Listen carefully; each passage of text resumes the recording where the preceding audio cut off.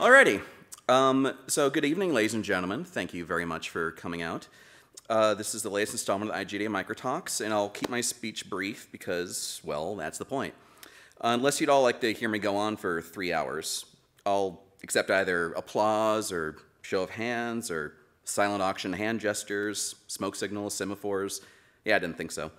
So last time I spoke in the Microtalks is on the subject of how to price and value yourself as a contractor and when to fire your boss.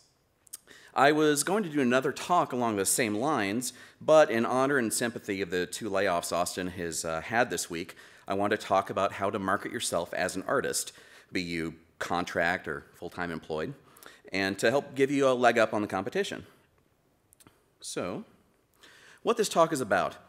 I'm going to go over some techniques for building a great portfolio, standing out in the crowd, and basically how to increase your chances of getting a job. And getting hired using some basic marketing techniques. For the purposes of illustration, I'm going to use character artists as an example.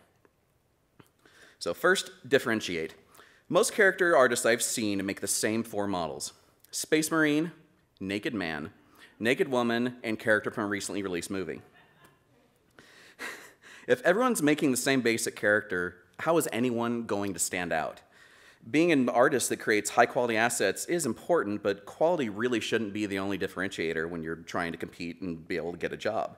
You want to seem relevant, but also unique and memorable, and that can be extremely difficult. So consider this. If a potential employer is looking for a new artist in a market where there are hundreds of Space Marines, how likely is it that your Space Marine is going to be the very best out of all of them? Not very. So I see 3 ways to strengthen your appeal. Find a game and choose a style. Pick specific games that embody a stylistic archetype and make art that fits it. The more successful the game, the better. For example, the Battlefield series and all 170 Call of Duty sequels are a good baseline for war game realism.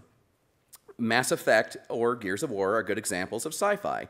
Clean and Star Warsy versus gritty, beefy, necklace soldiers in an unforgiving post-apocalyptic hellscape. World of Warcraft, Dragon Age, Oblivion, and so forth are good examples of the different flavors of fantasy, which, now that I said out loud, sounds a little dirtier than I meant for it to. And on the Facebook and iPhone side of things, just do a little Googling and peruse the App Store's top 10 to find out what's most popular, what's selling, and imitate that art style. Frontierville and Angry Birds come to mind. The goal is to be relevant and to match the pattern of what the art director or hiring manager is looking for in a candidate. Because, let's be honest. Let's be honest. Most games fall into those categories, and investing too much time in creating art for an edge case genre and style when you're trying to create a well-rounded portfolio could be a bad move. Something that will give you major relevancy points is creating a series of characters or environments of a consistent style within one of these styles. If you can show that your work is consistent and you can stick to a style, then great. It'll be easier for an art director to imagine you as a good fit for an open art position for a game in that style. So be relevant. And another option is make a mod, or at least a new character or level that 100% fully works within a game engine, like the Unreal Engine, UDK, Unity, whatever. And as a side note, I've heard that designers have gotten great results in the form of a job by creating modules for Neverwinter Nights and handling the scripting, the writing, and actually creating a miniature game experience. The real power in creating a mod and integrating art assets into an actual engine is showing that not only can you tart it up in Max and generate sexy renders, but you can iterate upon it so it works in the engine. It demonstrates you can take a piece of art to final, make it look great in an engine, and have the technical aptitude to understand the engine's tools and technical constraints and get great results. Again, this is another way to show that you're relevant. Honestly, maybe 1 artist in 20 will actually do any of this, and that should tell you what a great opportunity is for you to stand out in the crowd. So I'm going to move on to how to differentiate further. Men in games all look the same.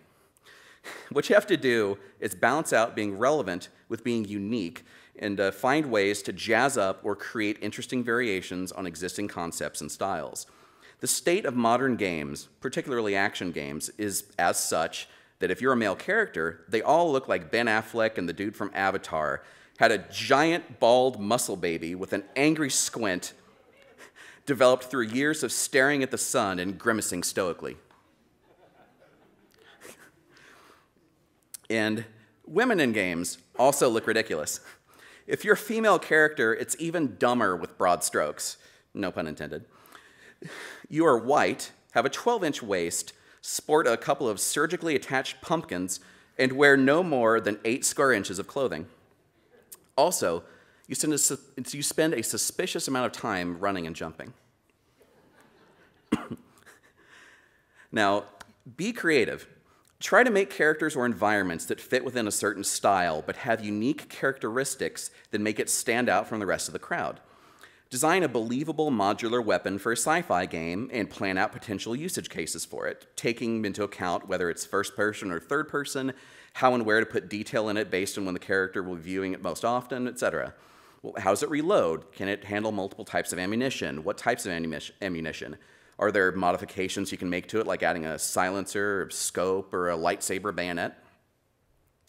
So, some other ideas. Design a base character and a series of swappable armor pieces for it, taking into account how other games handle different pieces of armor intersecting.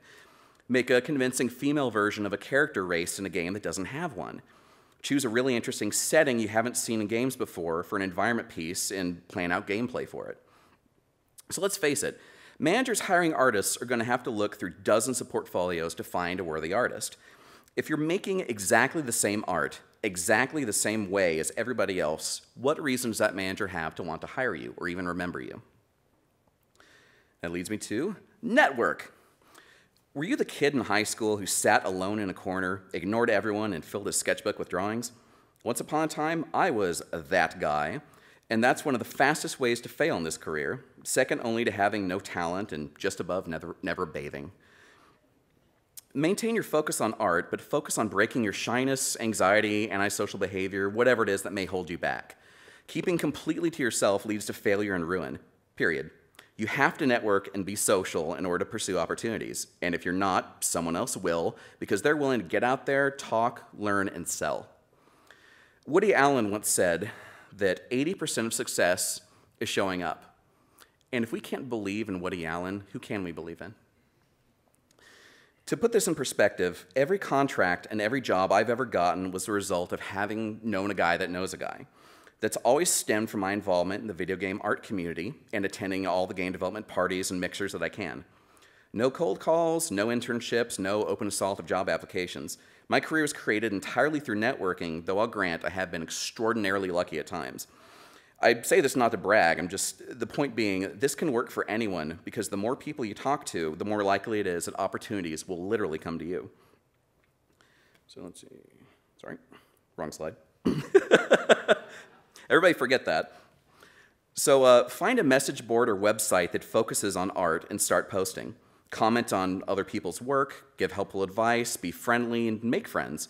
Build a network of friends and acquaintances and surround yourself with them at all times. Be social, network, and thrive. So get out there, make friends, create a presence. Always be there, always have a voice, always have a personality. Be yourself and never make enemies. The guy whose mom you said was so fat that even THX can't surround her could be your boss someday.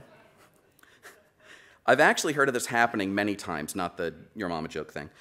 So don't shoot off at the mouth and hit yourself in the foot. Also, never use mixed metaphors. I'll say it again, if you think you can succeed by not networking, you'd better be a world-class talent that lays mushroom clouds with every step, or you're in for unnecessary difficulty scoring a job. So that was a series of steps you can take to improve your professional standing, increase your chances of getting hired, and to make it dead easy to see what a great fit you are for a job. Thank you all very much.